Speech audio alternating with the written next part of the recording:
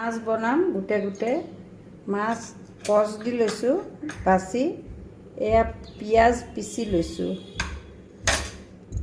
বিলাহীও মই পিচি লৈছোঁ মছলাটো বনাই লৈছোঁ জিৰা জলকীয়া শুকান জলকীয়া পাঁচফোৰণ মেথি চপ কলা জিৰা দি পেলাই এইটো মছলা দিলে বেছি সোৱাদ হয় এনেকৈ বনাই ল'বচোন আপোনালোকেও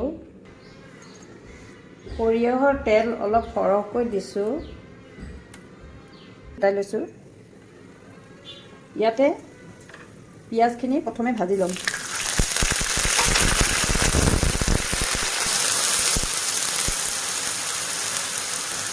পিঁয়াজখিনি ভালকৈ অকণমান ভাজি ল'ব লাগিব মই পেষ্ট বনাই লৈছোঁ পিঁয়াজৰ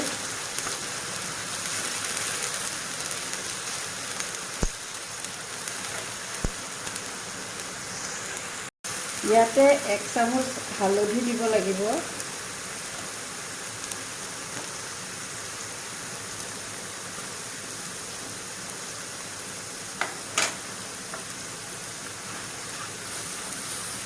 তিনিটা পিঁয়াজ মই এনেকৈ পিচি লৈছোঁ পুৰা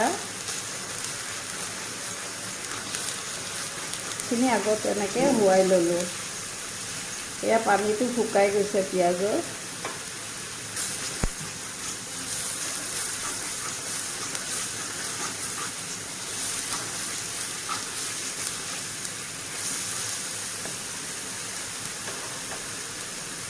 এতিয়া মই এই মাছটো ইয়াত দি দিছোঁ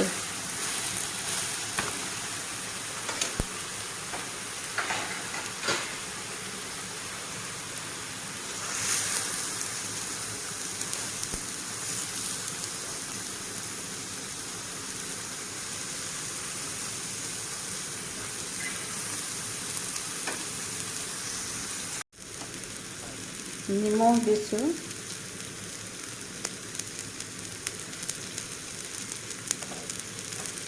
মাছবিলাক সদায় একেকৈ খাই ভাল নালাগে অকণমান বেলেগ বেলেগ হ'ব লাগে সোৱাদ ধৰা ভাল লাগে তেতিয়া এতিয়া মাছটো মই লুটিয়াই দিম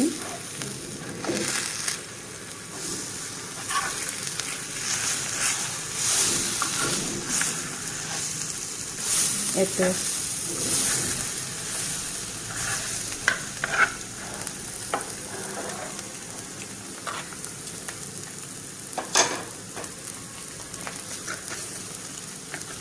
মাছটো সিজিবলৈ পানী দিব লাগিব তাৰ আগত এই বিলাহীখিনি দিম এইখিনি বিলাহী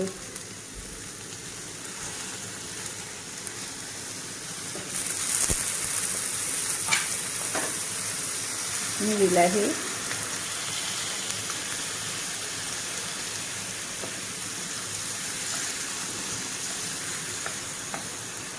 কিছু সিজিবলৈ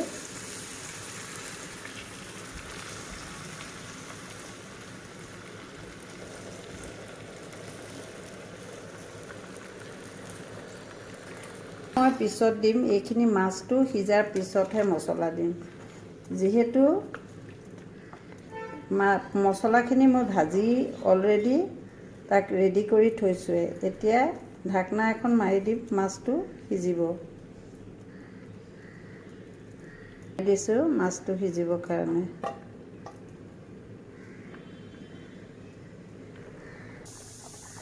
এয়া মাছটো উতলি আছে এইটো হ'ব লাগিব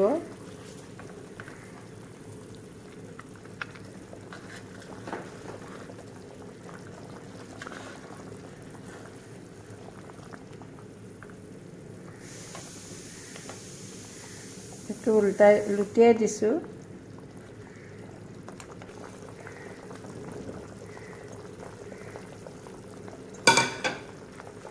এয়া কেঁচা জলকীয়া দুটামান দিলোঁ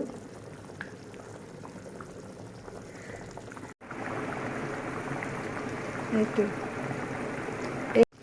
মাছটো হৈ গৈছে ইয়াতকৈ অকণমান ইচ্ছা কৰিলে আৰু অকণমান শুকুৱাবও পাৰে নিজৰ মাছটো হৈ গৈছে এতিয়া ইয়াৰ ওপৰত মই বনাই আছিলোঁ মছলাটো, সেইটো দিম। ফ্ৰাই আছে মছলাখিনি, মই ভাজিয়ে লৈছিলোঁ। ইয়াত জালুক, জিৰা, পাঁচফোৰণ চব আছে।